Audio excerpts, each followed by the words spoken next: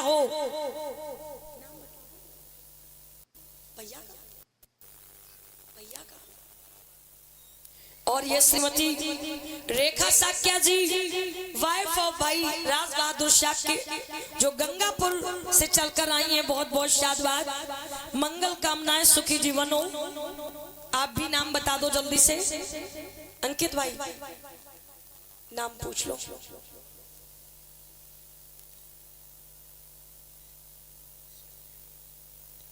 और भाई इनको नाम संजीव है, इनका भी पूछो। और ये श्रीमती सरोज जी वाइफ ऑफ माननीय संजीव जी, आपकी तरफ से धर्मदान समर्पित करके सम्मान किया गया। बहुत बहुत शादबाद। तो देखिए, हमें जाति व्यवस्था को ध्यान में नहीं रखना है, हमें केवल मानवता पर अमल करना चाहिए। बहुत धर्म सभी के लिए है, जो जितना जानेगा वो उतना मानेगा। विश्व के 67 देशों में बुद्ध का धर्म है, वहां साक्य नहीं रहते। मेरे भारत का धर्म पूरे विश्व में चला गया, लेकिन जहां सिद्धार्थ पैदा हुए, बोधत्व तक के सफर को तय किए, 45 वर्षों तक भ्रमण किए, आज वहां के लोग धर्म से वंचित। तो ये गलत है, घबराओ नहीं। जैसे जैसे शासक बदलते गए, अपने हिसाब से रचना करते गए, हम लोग बहुत पीछे छूट गए। अगर तुम्हें अपने तीर्थों की आजादी चाहिए तो घबराओ नहीं, संगठित हो जाओ, तैयारी करो। हमें सत्ता चाहिए। कुछ लोग ये भी मखौल कर देते हैं कि अरे धार्मिक को सत्ता का क्या करना, धर्म से सत्ता है, सत्ता से धर्म है। आपको संगठित होना पड़ेगा। दूसरे के घर में कब तक रहोगे? एक दिन नाश्ता कराएगा, 2 दिन नाश्ता कराएगा, तीसरे दिन तो लट्ठे ही दिखाएगा ना। तो तैयारी करिए, बहुत बड़ी बात कह रही हूं मैं। आइए मैं सीधा प्रसंग की ओर चलती हूं।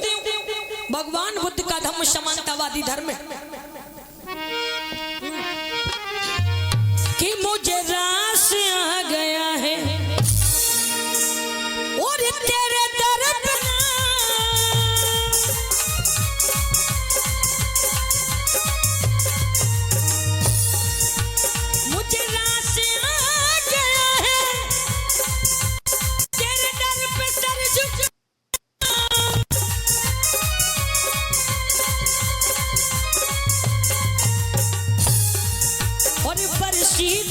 जो तेरी ए मेरे सासा और बरसी दया जो तेरी ये मुझे मिल गया ठिकाना, बरसी दया जो तेरी।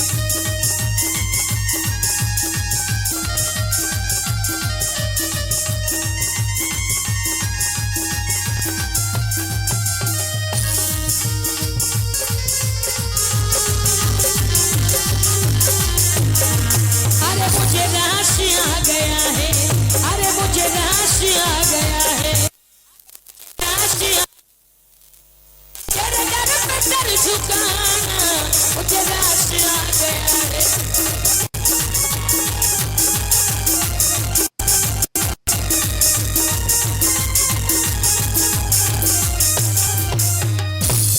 बोलिए भगवान बुद्ध की, प्रेम से बोलिए महामाया। आज देखिए प्रसंग सुनेंगे संग शक्ति यशवर्धन की प्रवचन। आज सेठ पुत्र यशवर्धन जिस समय सुबह का वक्त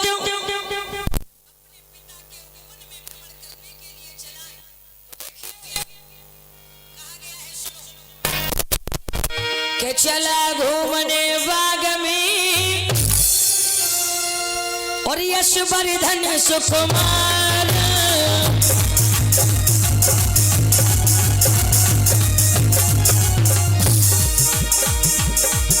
ये क्या पहुंचा है बाग में, देखिए जब बाहर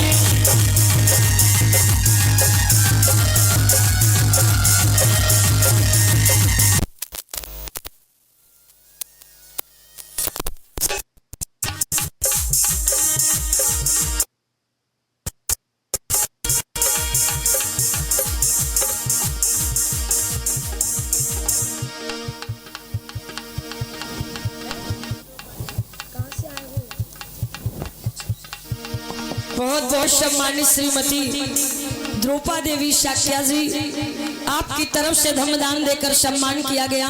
ये बसंतपुर से चलकर आई हैं, बहुत बहुत साधुवाद।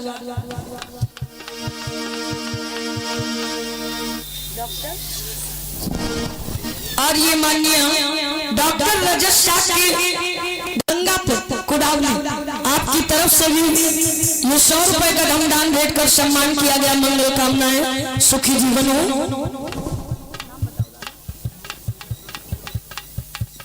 और हमारे दादा माननीय श्री राम शंकर शाक्य जो फिरोजपुर से चलकर आए हैं, इनकी तरफ से भी 100 रुपए का धमदान समर्पित किया गया है। साथ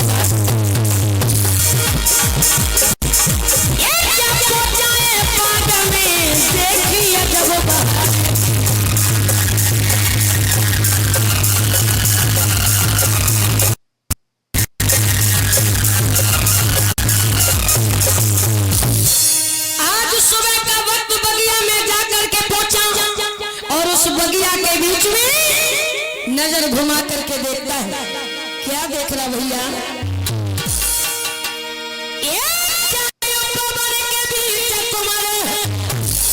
और देखे नजर घुमाई,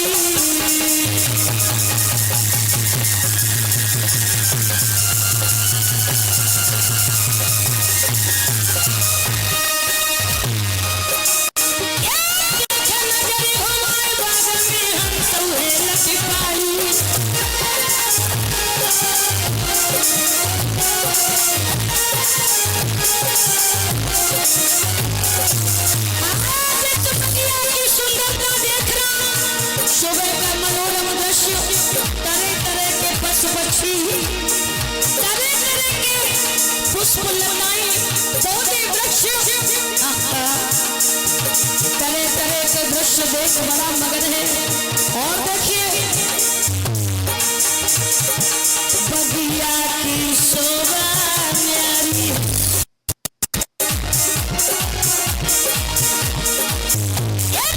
मन में हर्ष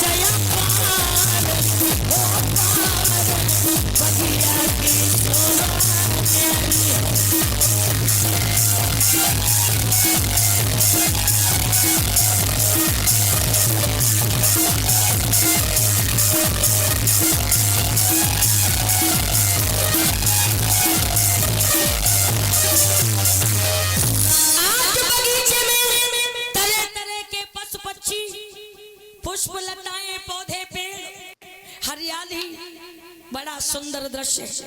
आज घूमता चला जा रहा, घूमता चला जा रहा, घूमता चला जा रहा। उसी बीच में शेठ पुत्र यशवर्धन की नजर पड़ी एक सुंदर लड़की पर। और इसी के साथ में बताना चाहूंगी, बहुत बहुत सम्मानित हमारे दादा माननीय भारत सिंह शाक्य जी जो बिरसिंहपुर से चलकर आए हैं, और इनकी तरफ से भी 1 से 1 रुपए का धमदान मंच पर समर्पित किया गया है। मंगल कामनाएं, बहुत बहुत शाबाश। आज आगे बढ़ता चला गया, उसी समय नजर पड़ी काय पे? एक बहुत सुंदर लड़की पे। एक सुंदर लड़की पे जब नजर पड़ी यशवर्धन की, शेठ का बेटा मगन हो गया, विचार करता है कौन है ये लड़की? इतनी सुबह सुबह मेरे पिता के बगीचे में, अरे महिलाएं तो बहुत देखी लेकिन ऐसी लड़की कभी नहीं देखी। एकदम आवाज दे करके शेठ पुत्र कहने लगा, ए लड़की रुको, रुक जाओ, कौन हो तुम? शेठ पुत्र ने जब आवाज दी और कहा कौन हो तुम? लड़की डर गई। एक सुंदर सी लड़की जिसके बदन पे फटे पुराने चीथड़े वस्त्र, आज सूखी सूखी लकड़ियों को बीन कर इकट्ठा कर रही है बगिया में। यशवर्धन चल करके लड़की के पास में गया, लड़की को देखकर मुस्कुराया और कहने लगा कौन हो तुम? लड़की कहने लगी भैया मैं कौन हूं? इस बात से आपको क्या, बस इतना कहना चाहूंगी कि इस बगीचे में आकर मैं सूखी लकड़ियों को बीन कर इकट्ठा करके ले जाती हूँ और बनारस शहर में इन लकड़ियों को बेच मैं अपना जीवन यापन करती हूँ।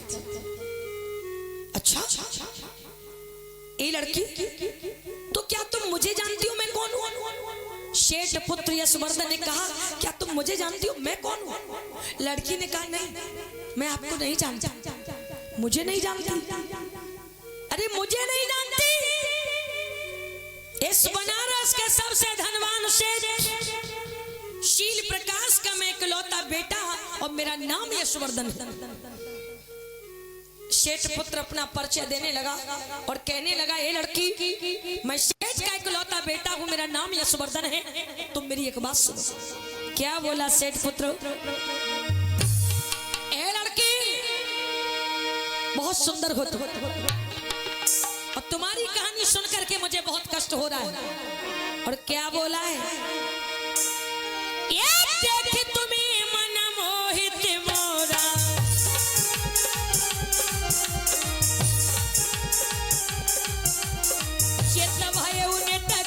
चकोरा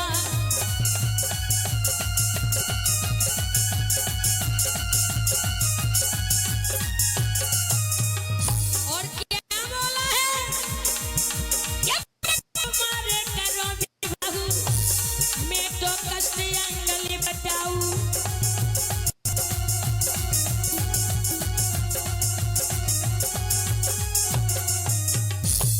आज उस लड़की को देखकर सेठ पुत्र प्रसन्न हो गया और हंस करके बोला ये लड़की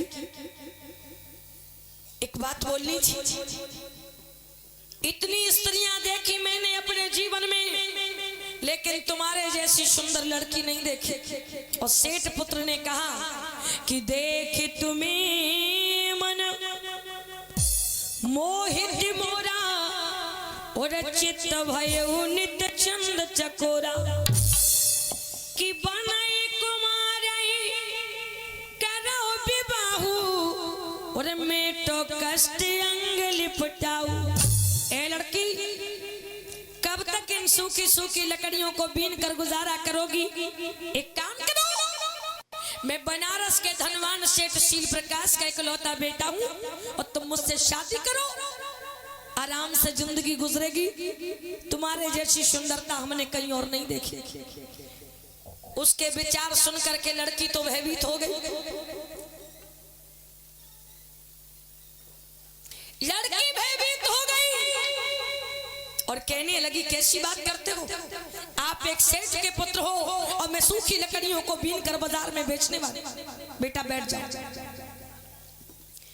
यशवर्धन हंस करके बोला लड़की तो तुम्हें क्या ये लग रहा है कि मैं सेठ का बेटा हूं, मेरी शादी नहीं हुई? सुनो एक ए लड़की पहले से मेरी 5 पत्नियां हैं लेकिन फिर भी तुम्हें देख करके मेरा मन बहुत प्रसन्न है। और सेठ का बेटा कहने लगा लड़की तुम इस बात की चिंता मत करना कि मेरी 5 पत्नियां। और क्या बोला है? आज कहने लगा सेठ कुमार ये धन धाम भरा मेरे लड़की, धन धाम भरा मेरी लड़की और तुम्हें बैठी मौज उड़ाओगी, तुम बैठी मौज।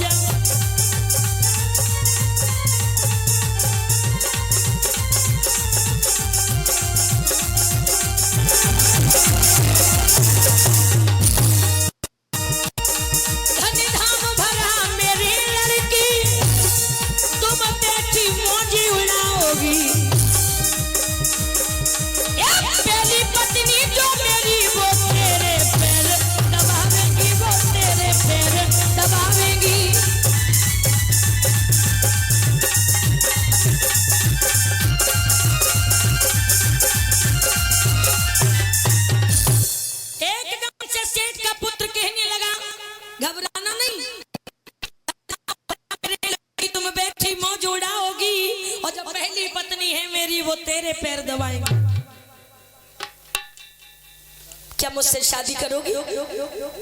लड़की कहने लगी एक काम करो, अगर यही बात है तो ठीक है, मुझे क्या चाहिए? शरीर रखने को वस्त्र, पेट भरने को 2 वक्त का भोजन, ठीक है तुम्हारे घर में रह लूंगी। लेकिन एक काम करो, वो सामने नीम का पेड़ खड़ा है, उस नीम के पेड़ के नीचे हमारे पिताजी हैं, उनके पास चलो, अगर वो कह देंगे तो हम तुमसे शादी कर लेंगे। सेठ पुत्र प्रसन्न हो गया, कहने लगा ठीक है चलो, हम चलकर तुम्हारे पिता से बात कर लेंगे। आज उस लड़की के पीछे पीछे यशवर्धन चल दिया धर्म प्रेमियों। और देखिए चल कर के जिस पहुंचा तो क्या देखा है कि जान जरत तना दुर्बल दीना, बदन मलिन नैन छविहीना।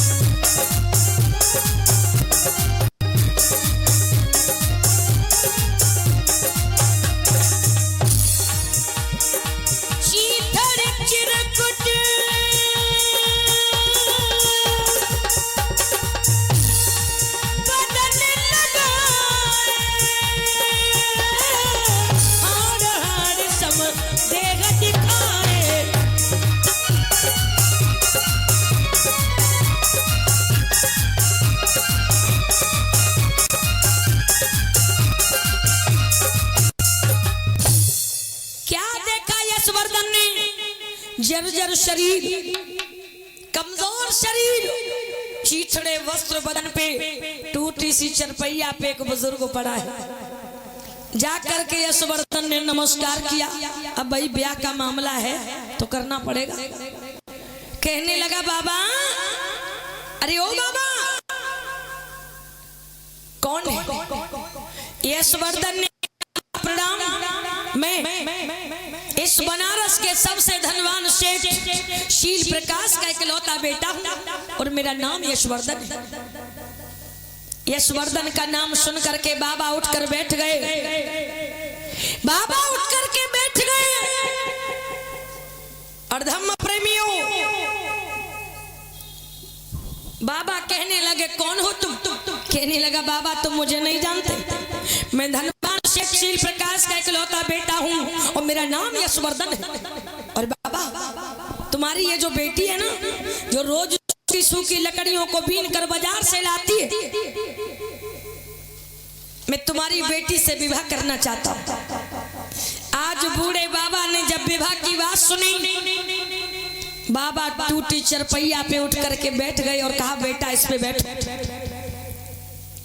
बैठो इस पे, याद रखना। और इसी के साथ में बताना चाहूंगी, माननीय अभिषेक, इनकी तरफ से 100 रुपए का धमदान समर्पित किया गया। बहुत बहुत साधुवाद। जो मैनपुरी से हैं, मंगल कामनाएं, सुखी जीवन हो। तो देखिए आज बाबा उसकी बात सुनकर चारपाई पे बैठ गए।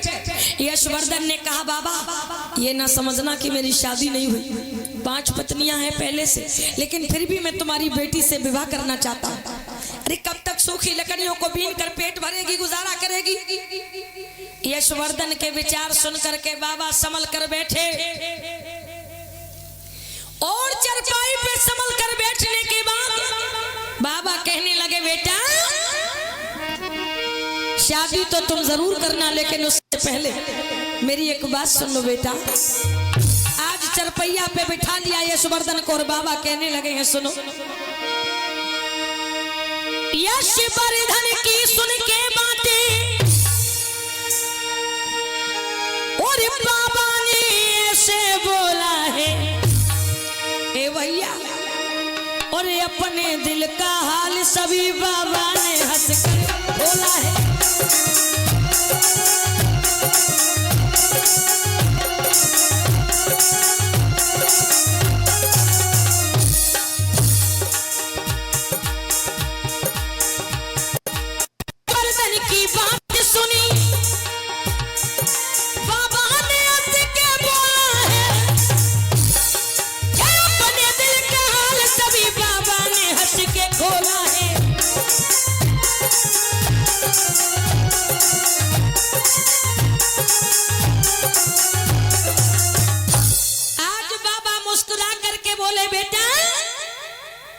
बेशक तुम मेरी बेटी से विवाह करो, लेकिन उससे पहले तुम्हें देखकर तुमने कहा ना कि तुम्हारी 5 पत्नियां हैं, तुम सेठ के बेटा हो, धन की कोई कमी नहीं। बेटा शादी तो तुम कर लेना, लेकिन उससे पहले मेरे जीवन की एक छोटी सी कहानी है, वो मैं तुम्हें बताना चाहता हूँ। यानी यशवर्धन के भाव देख बाबा को अपने बीती हुई कहानी याद आ गई, बीते हुए दिन याद आ गए,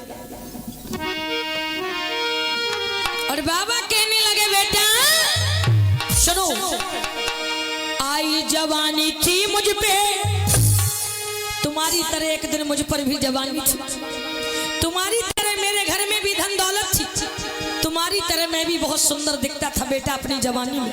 क्या बोले बाबा, आई जवानी थी मुझ पे और हम भला बुरा नहीं जाना था,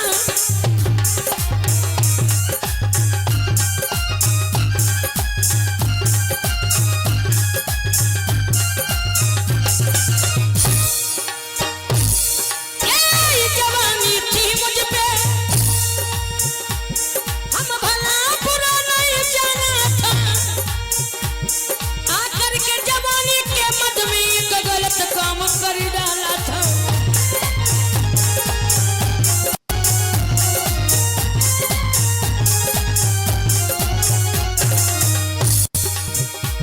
आकर के जवानी के मद में बेटा गलत काम कर डाला था।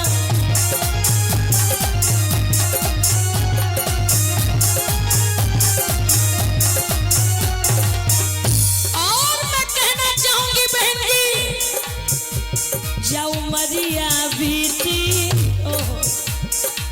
गाओ ना, शील नहीं जाने मरिया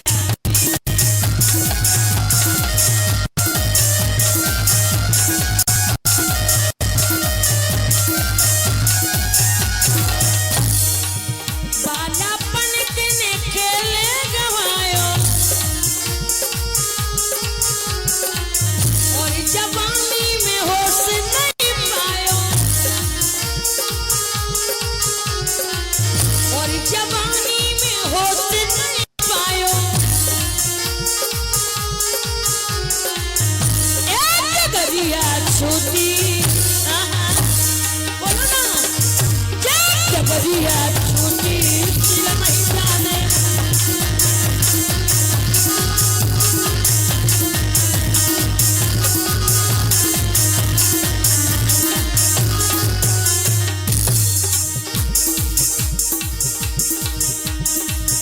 जब जगरिया छूटी सिल नहीं जाने,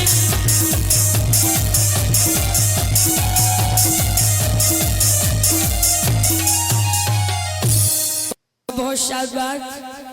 इसी के साथ में हमारे भाई प्रशांत साके बसंतपुर, भाई प्रशांत साके बसंतपुर कुरावली, आपकी तरफ से ये 100 रुपए का धमदान समर्पित किया गया। मंच पर मंगल कामनाएं, सुखी जीवन हो।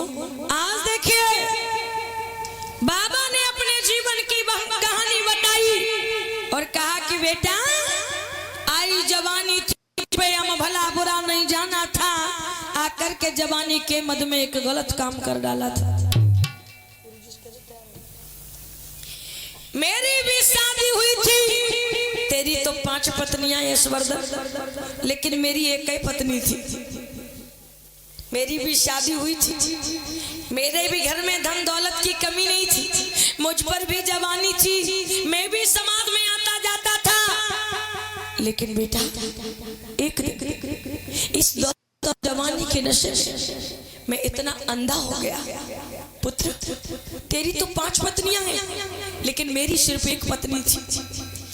बाबा की आंखों में आंसू आ गए। बाबा कहने लगे बेटा आई जवानी जब मुझ पे, हम भला बुरा नहीं जाना था, आकर के जवानी के मद में एक गलत कार्य कर डाला था। और वो गलत काम क्या था जानते हो? बाबा कहने लगे बेटा अच्छी खासी गृहस्थी चल रही थी, अचानक एक दिन एक पर स्त्री से हमारी भेंट हो गई, प्रेम संबंध हो गया।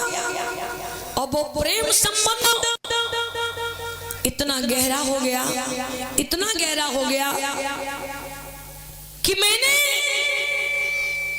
एक दिन उस स्त्री के प्रेम में पड़ के अपनी खुद की विवाहित पत्नी को धक्के देकर घर से बाहर कर दिया। बाबा कहने लगे बेटा वो स्त्री जिसके कारण, जिसके प्रेम में हमने अपनी बसी बसाई गृहस्थी को गुजार दिया, धीरे धीरे समय बीतता चला गया, समाज के लोग भी घृणा कर बैठे, काम धाम करना बंद कर दिया। वो कहते ना कि टंकी में कितना गेहूं भर दोगे, निकाल निकाल के खाते रहोगे, अगर दोबारा से नहीं डालोगे तो वो खाली हो जाएगी। हर सीजन पे हमें नया गेहूं स्टॉक करना पड़ता।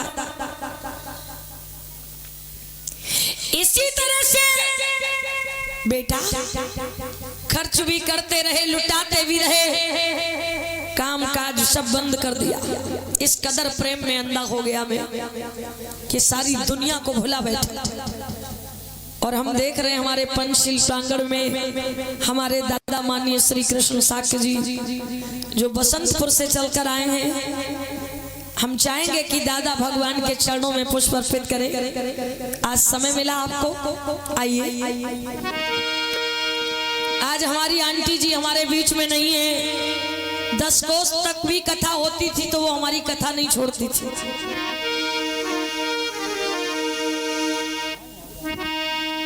भेज दो किसी को।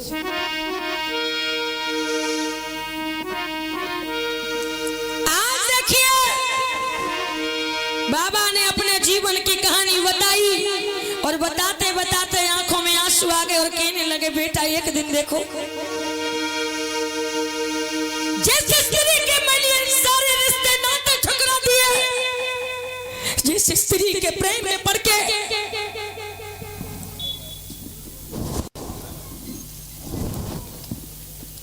और हमारे दादा बहुत बहुत सम्मानित माननीय श्री कृष्ण साक्य जी बसंतपुर कुरावली, आपने अपनी बेटी को ये 500 रुपए का धनदान समर्पित करके आशीर्वाद सम्मान दिया है। इस परिवार से मैं 2005 से जुड़ी हूँ और जब भी कुरावली की तरफ हमारी गाड़ी घूमती है तो बिना पूछे जान लेना कि बसंतपुर जा रहे होंगे। इतना प्रेम, इतना लगाओ। देखिए ऐसे तो सब हमारे हैं, हम सबके, हमारे लिए कोई भेद नहीं। लोग बहुत मिलते हैं लेकिन कुछ ऐसे लोग मिलते हैं जिनसे जीवन भर का संबंध हो जाता है। 2005 में हमने पहली बार कथा की थी, उस समय हमारी शुरुआत थी और 2005 से लेकर के कितनी हो गई 25।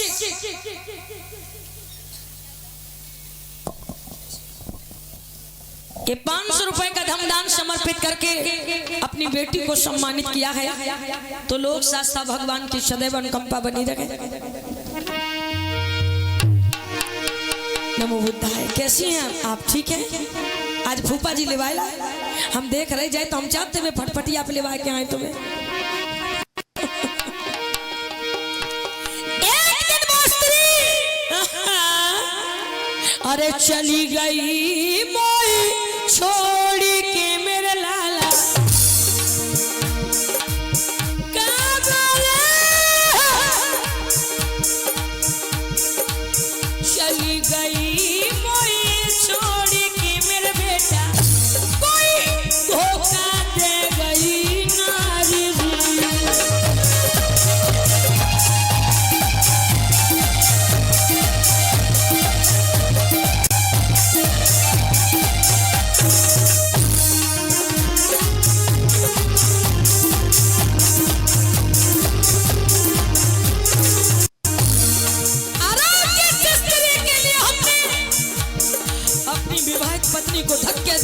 से निकाला।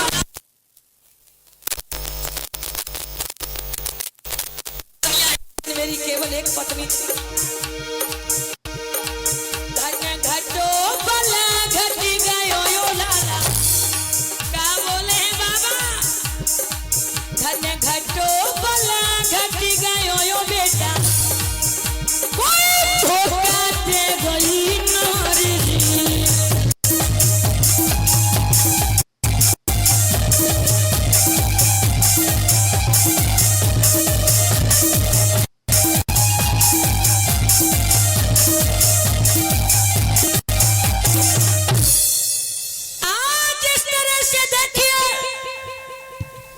बाबा अपनी बात कहते कहते रो पड़े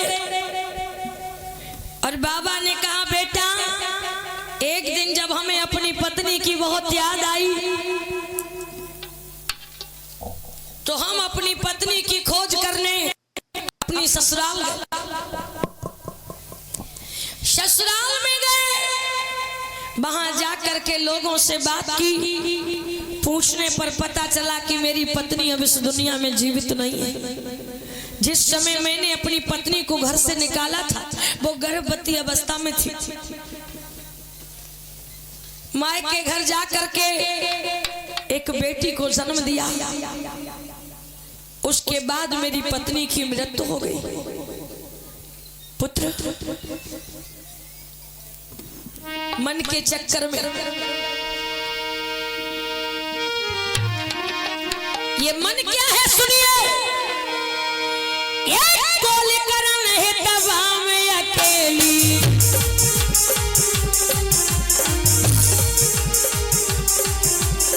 कितना चाहे निति नारी नवेली,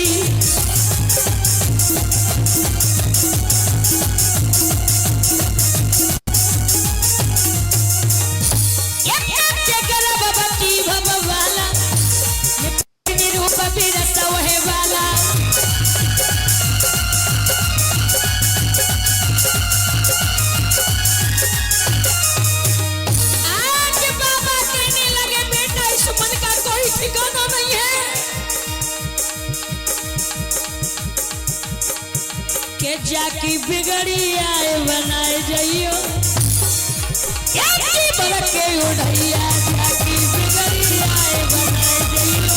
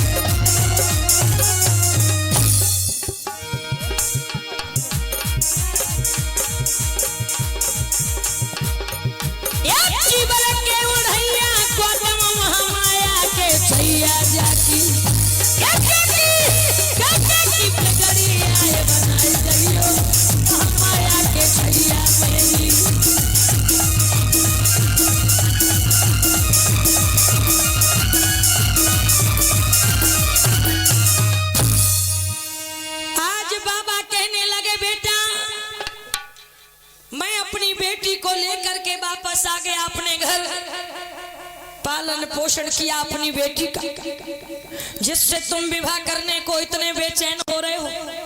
5 पत्नियां हैं तुम्हारे घर में तुम्हारी, ये मेरी वही बेटी है। सूखी लकड़ियों को बीन कर लाती है, बाजार में बेच देती है, उससे जो कुछ पैसा धन मिलता है उससे मेरा भी पेट भरती और स्वयं भी अपना गुजारा करती है। ले जाओ इसे, शादी करो, कम से कम 2 वक्त पेट भरने को रोटी तो मिलेगी। अभी यशवर्धन बाबा की बातें सुनता रहा, सुनता रहा, सुनता रहा, सुनता रहा। वो कहते ना कि समझने वाले को इशारा काफी, कि ब्रजमानव की सुन के बातें यशवर्धन मन पछताया है।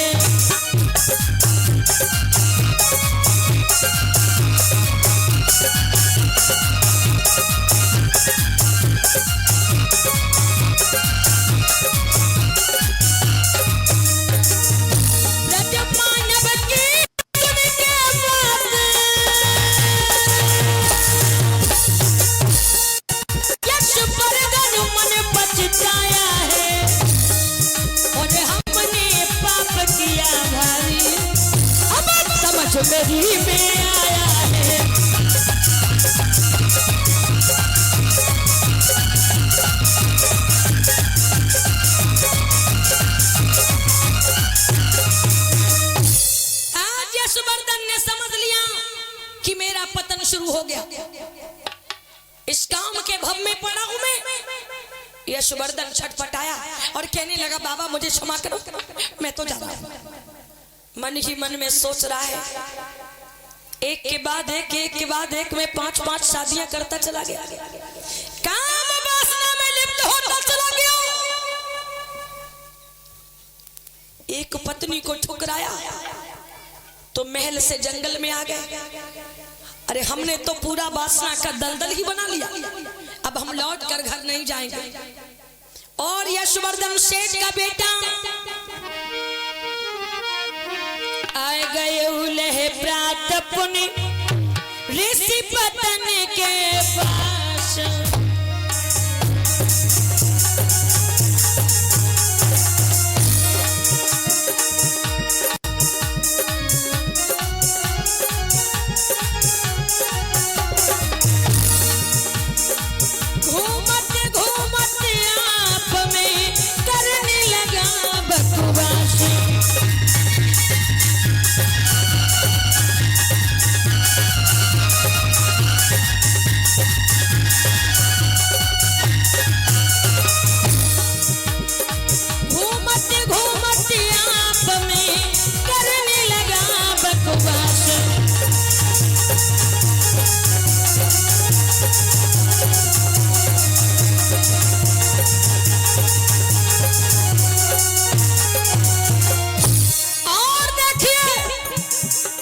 चल करके ऋषि पतन में पहुंच गया जहां भगवान विराजमान थे।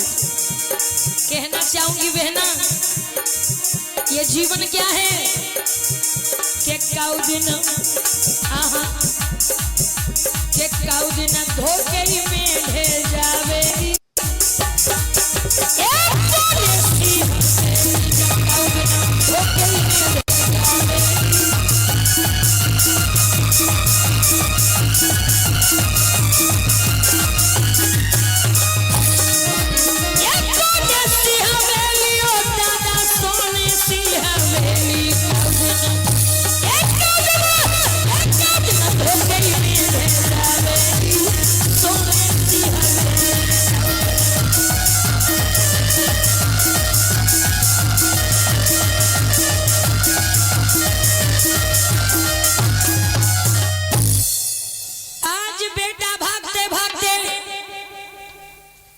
जा पहुंचा ऋषि पतन मृगदहा में जहां भगवान चारिका कर रहे थे। बैठ गया एक वृक्ष की छाया में। जब भगवान चारिका कर रहे थे, यशवर्धन ने बुद्ध को प्रणाम किया। भगवान मुस्कुराए, मुस्कुरा करके बोले सेठ पुत्र यशवर्धन। ओहो, बनारस के धनवान सेठ शील पुत्र यशवर्धन, 5 पत्नियां हैं, कुशल जीवन है, आज उदास क्यों है? जब बुद्ध ने नाम लेकर यशवर्धन से बात की, यशवर्धन चरणों में गिर गया, कहने लगा शास्ता आप कौन है? आप मेरे बारे में इतना सब कुछ कैसे जानते हैं? भगवान कहने लगे यशवर्धन मैं तेरे बारे में सब जानता हूं, तो आप हैं कौन? ये दुनिया के लोग हमें बुद्ध कहते हैं। बुद्ध? तो आप मेरे बारे में कैसे जानते हैं? बुद्ध ने कहा हम सबके बारे में जानते हैं। अच्छा, तो आप इस जंगल में क्या हो? बुद्ध ने कहा मेरा चारिका कर रहा है। बुद्ध के सुंदर स्वरूप दिव्य वाणी को हो गया और मुस्कुरा भगवान उसकी ओर देखे जा रहे हैं और कहने लगा कि अब हम आपको छोड़ करके कहीं नहीं जाएंगे। मैंने जीवन में बहुत पाप किए हैं, वासना की जिंदगी जी है। अब हम इस काम रूपी सर्प का त्याग करेंगे। और क्या कहा यशवर्धन ने? जिस काम रूपी सर्प को मैंने हे महामुनि और हार समझ लटकाया है, ये सर पे ओ मुनिवर अब समझ मेरी आया है।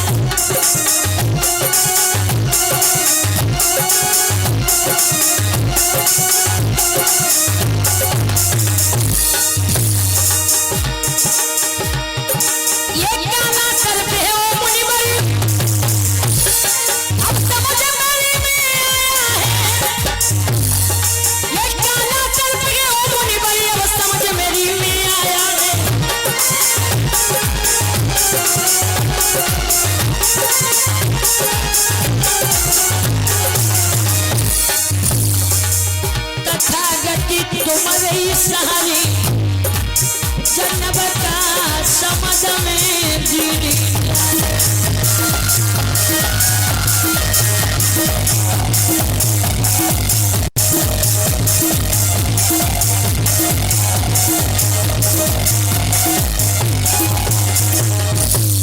आज यशवर्धन ने कहा मैं यहीं रुक करके साधना करूंगा। एक दिन बीता, 2 दिन बीते, 3 दिन बीते, बेटा लौट कर घर नहीं गया। इधर सेठ श्री प्रकाश बड़े परेशान हुए, अपने बेटा की खोज करवाने के लिए आदेश कर दिया कि जाओ जाकर मेरे पुत्र को ढूंढ के लाओ, और जो कोई मेरे पुत्र को ढूंढ कर लाएगा 100 सोने के सिक्के इनाम में लेकर जाएगा। आज लोग भाग पड़े हैं, कैसे खोज रहे यशवर्धन को भैया। अरे बामी को नदी बहु डाला,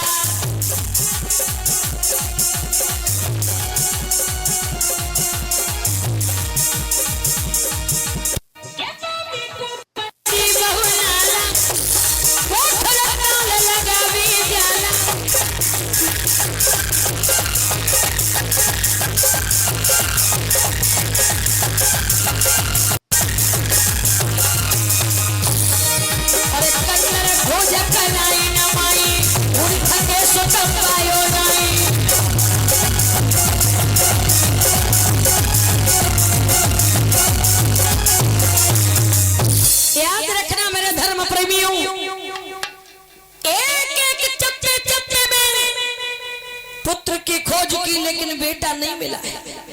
आज जब बेटा नहीं मिला,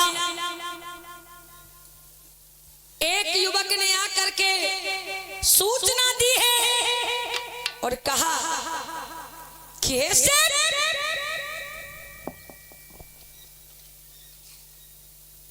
एक युवक कहने लगा कि सुनिए शील प्रकाश, देखा हमने ऋषि पतन में जाते। सेठ, एक नवयुवक को हमने ऋषि पतन में जाते देखा है। आज सेठ स्वयं ही चल दिए और चल करके जिस समय पहुंचे हैं मृगदाह में, बुद्ध के चरणों में सर झुका दिया और भगवान कहने लगे मुनिवर मेरा बेटा खो गया है, बेटा खो गया है, हाँ मेरा पुत्र खो गया है। भगवान ने इशारा किया, देख लो ये संग बैठा है, कहीं तुम्हारा बेटा मिल जाए। जब तक सेठ पहुंचे थे तब तक तो ये चुभेश में देख करके आज सेठ समझा करके बोले यशवर्धन ये क्या किया तुमने, ये क्या किया तुमने, कर रही और तुम इधर साधु बनकर बैठे हो।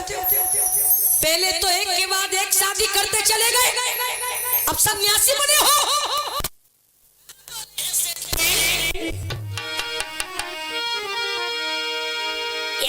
तेरी मैया रही है बुलाए कुमारे, और घर चल के समय बिताए ले।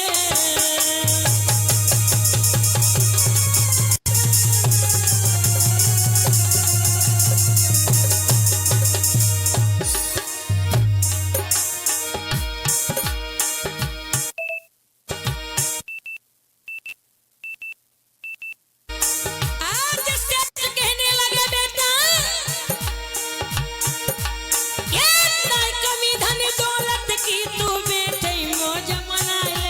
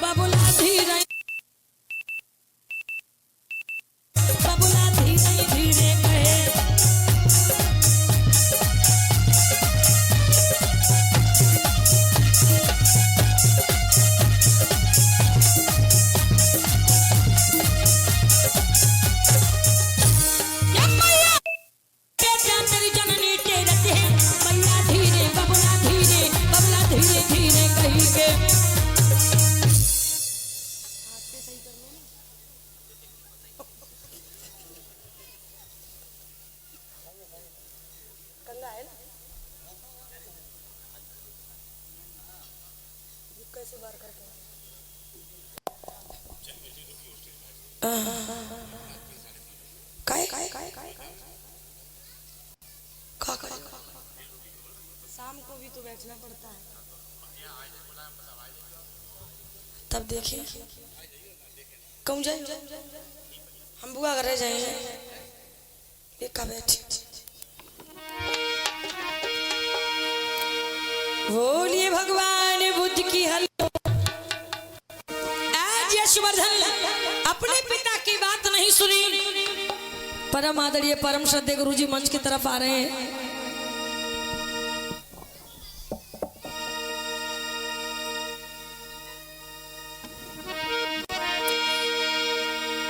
शेठ ने समझ लिया कि मेरा बेटा बहुत जिद्दी है, नहीं मानेगा। भगवान का निमंत्रण कर दिया और भगवान का निमंत्रण करने के बाद घर में जब भगवान के लिए आए तो बेटा भी आया। त्याग करने के बाद बदन के पैरों से पड़ गई और कहने लगी, स्वामी ये क्या कर दिया तुम? हम पांचों को छोड़कर तुम तो भिक्षु बन गए हो। ये जागीर, ये संपत्ति, ये धन, ये दौलत, इसका क्या? एक के बाद एक आप शादी करते चले, हम पांचों का जीवन बर्बाद कर दिया। नारियां का बोली कि बोली नारी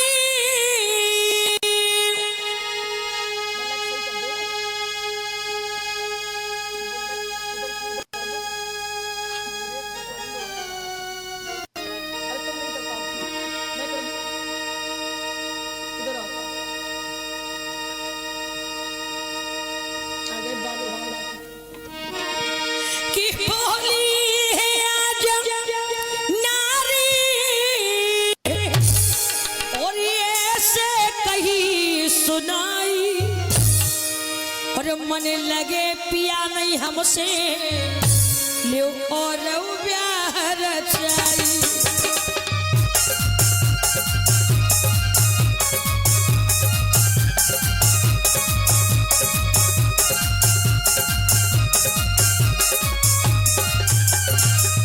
मन लगे पिया नहीं हमसे ले और ब्याह रचाई।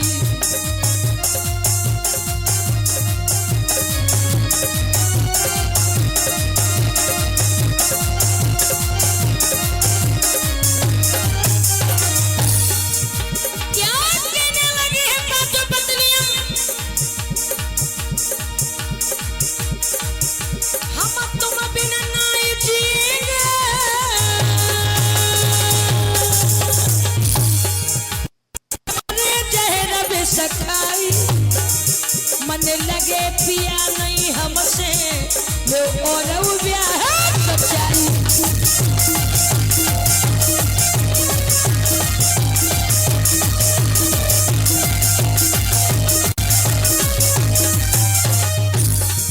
मन लगे पिया नहीं हमसे लो और ब्याह रचाई।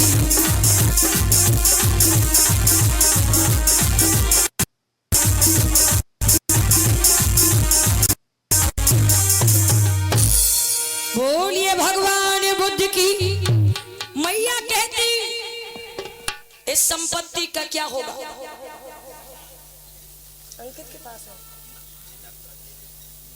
तुम्हें नहीं पता चाबी कौन है? आज मेरे धर्म प्रेमियों सबने अपनी अपनी बात कही, लेकिन कहा जाता संसार में कि गोधन गज धन बाज धन और रतन धन खाना।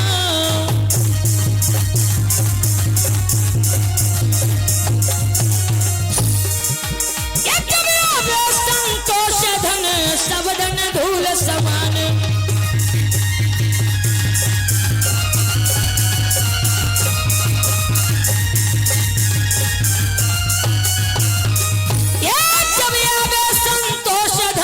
शब्दन धूल समान।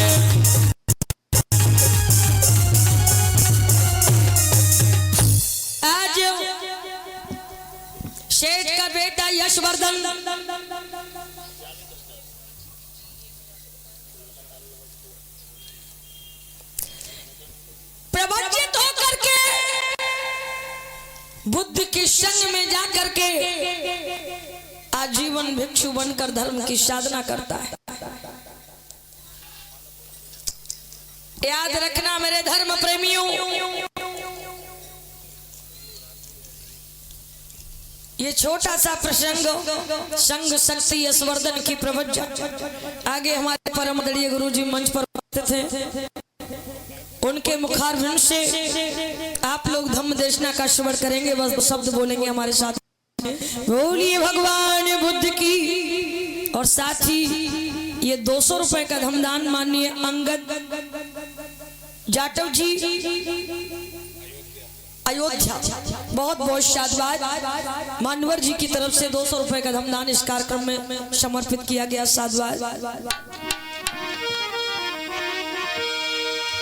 बोलिए भगवान बुद्ध की, बोलिए महामाया मैया की, बोलिए सम्राट अशोक महान की।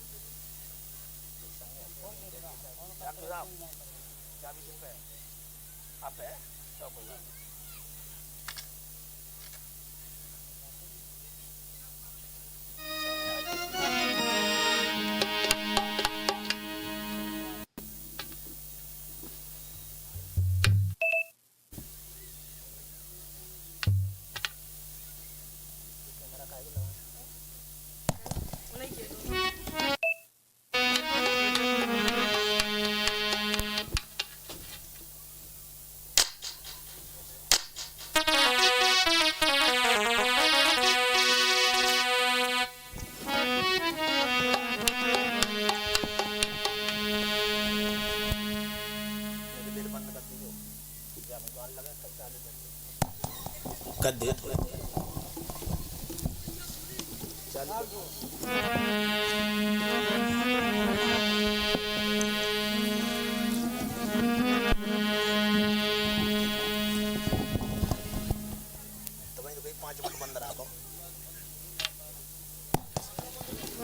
चलन दे।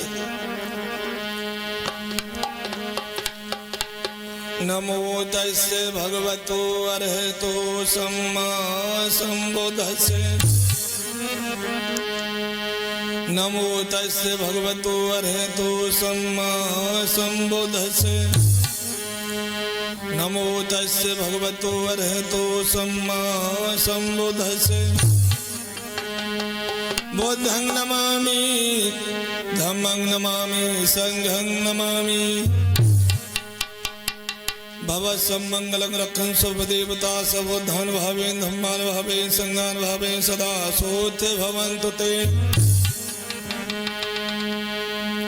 इमाय धम्मान् धम्पतिपट्टियां बुद्धं पूजयामि। इमाय धम्मान् धम्पतिपट्टियां धम्मं पूजयामि। इमाय धम्मान् धम्पतिपट्टियां संघं पूजयामि। सभी भाई बहन पहले हमारे साथ कीर्तन बोलेंगे।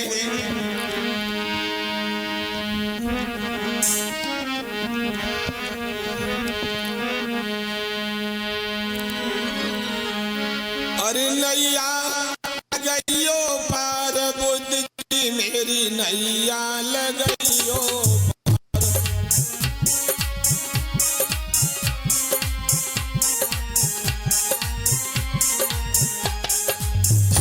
बहुत सरल कीर्तन है, सभी भाई बहन बोले। नैया लगइयो पार बुद्ध जी मेरी नैया लगइयो पार।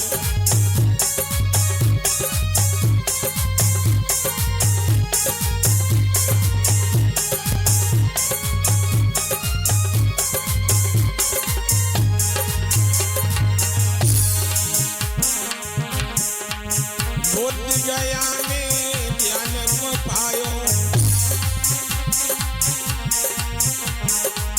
बुद्ध गया में ज्ञान को पायो। सारनाथ में धम्म बता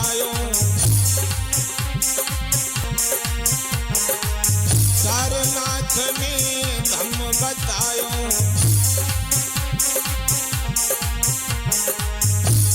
ये दीना ब्राह्मण ज्ञान बुद्धि मेरी नैया लगाइयो पार।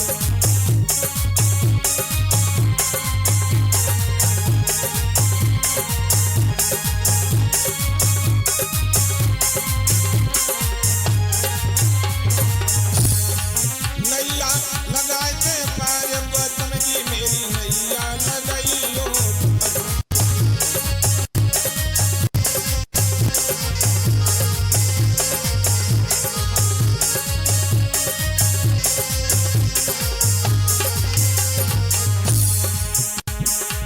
अंधकार भारत में छाया, अंधकार भारत में छाया। तुमने धम्म चक्र बतलाया, तुमने धम्म चक्र बतलाया।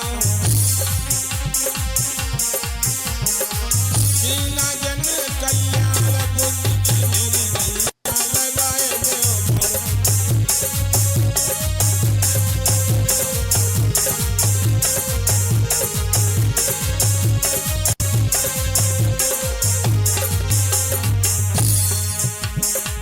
हम सब हैं अब शरण तुम्हारी। बोलो बहनों, हम सब हैं अब शरण तुम्हारी। दया करो अब जीवनधारी, दया करो अब जीवनधारी। देना आके गौतम जी मेरी नैया लगाए देव पार।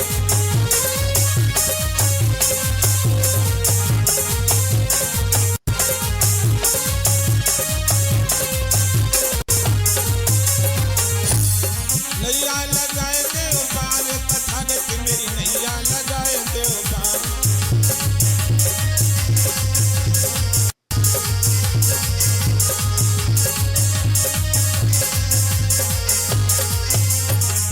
प्रेम से बोलिए भगवान बुद्ध की, बोलिए सम्राट अशोक महान की, बोलिए बाबा साहब की। प्रिय धम्म बंधुओं, आज हमारे देश के अंदर देखिए भगवान बुद्ध ने जो हमें धम्म दिया है, मानवतावादी, करुणा, मैत्री, प्यार, भाईचारा। धम्म क्या है? सदाचार ही धम्म है, दुराचार ही पाप। पर सेवाई धम्म है, पर पीड़ा ही पाप। कहा गया धर्म धर्म सब कोई कहे, मर्म ये जाने कोई।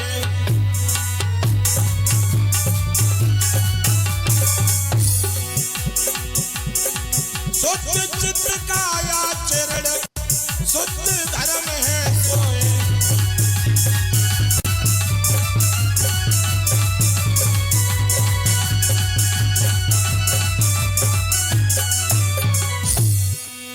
धर्म धर्म सब कोई कहे, मर्म ये जाने कोई। शुद्ध चित्त का आचरण शुद्ध धर्म है। देखिए, पहला हमारे जीवन में धम्म कहां से प्रवेश करता है? नंबर 1 पे आता है सम्यक दृष्टि। जब हम किसी को देखते हैं, देखने के बाद मन को देते हैं। बुद्धि कहते हैं शुरुआत यहीं से होती है। कैसे? अगर कोई वस्तु अच्छी लगी तो मन बोला बहुत अच्छी, और अच्छी नहीं लगी तो कहा ठीक नहीं। लेकिन बुद्ध ने कहा अच्छा कब कहोगे? जब उसके प्रति आसक्ति पैदा होगी मन में। भाई हम किसी के प्रति आसक्ति पैदा करेंगे तभी तो अच्छा कहेंगे। और बुरा कब कहोगे? जब मन में घृणा पैदा होगी। भगवान बुद्ध कहते हैं इस दुनिया में न आसक्ति करना ठीक है और न घृणा करना ठीक है। संसार को देखो, सम्यक दृष्टि बना कर देखो। आगे आप प्रसंग सुनेंगे, लेकिन प्रसंग से पहले एक छोटा दृष्टांत है। माता बहनों, सभी भाई बहन, देखिए स्वर्ग और नरक, मेरे देश में स्वर्ग नरक के चक्कर में तो साथ सभी रहते हैं। एक छोटा दृष्टांत है कि स्वर्ग के चक्कर में लोग कैसे फंसते हैं। स्वर्ग के चक्कर में कैसे फंसते हैं बहनों। दो भाई थे, दो भाई, बड़ा दोस्ती में। एक था टल्लबाज, गौर से सुनिए, शुरुआत हो गई। और एक था पांचबाज। जाइए आप लोग, मेरी भाषा समझ रहे हो। टल्लबाज किसे कहते हैं?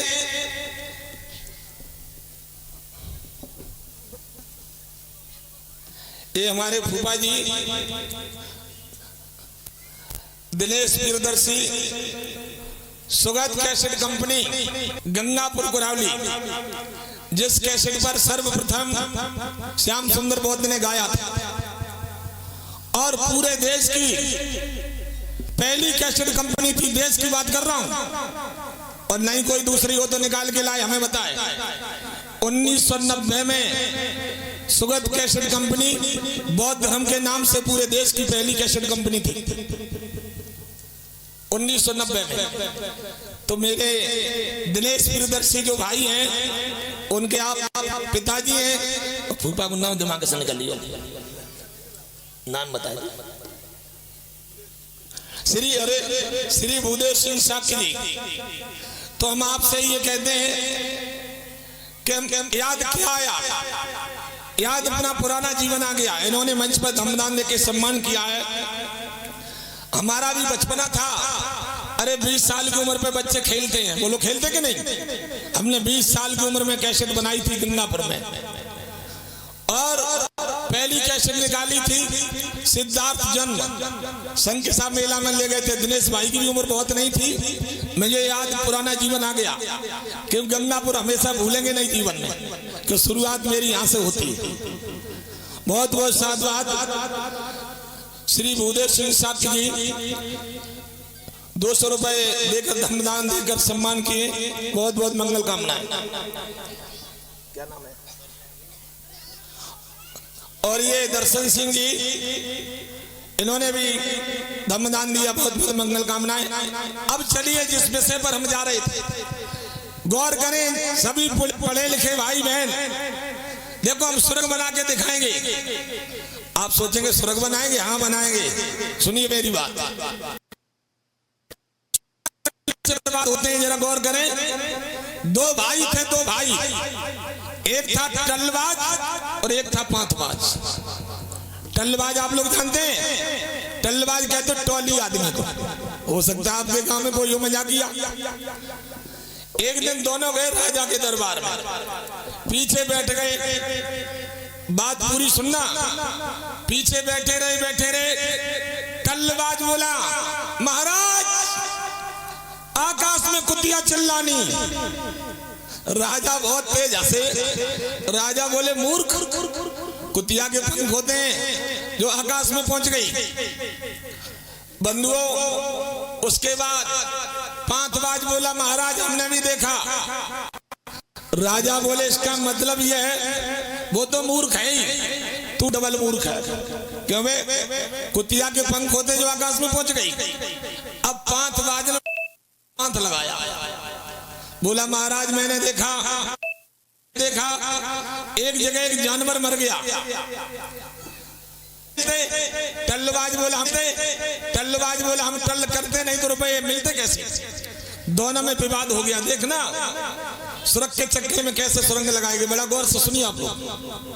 अब एक दिन पहुंचा दरबार में, बोला, महाराज जी कि हमें आप रुपए दीजिए 10,000। राजा बोले, क्या करेगा? कि महाराज ऐसी टल्ल सुनाए न कभी सुनी हो और न देखी और न देख सको। अब पहले क्या था कि राजा का लड़का ही राजा बनता था, भले ही मोटी बुद्धि को, लेकिन डॉक्टर अम्बेडकर ने संविधान लिख के ऑपरेशन कर दिए और रानियों के। अब राजा का लड़का राजा नहीं बनेगा, राजा वोट से बनेगा। कर दिया कि नहीं कर दिया बोलो। तो बात उस समय की है जब राजा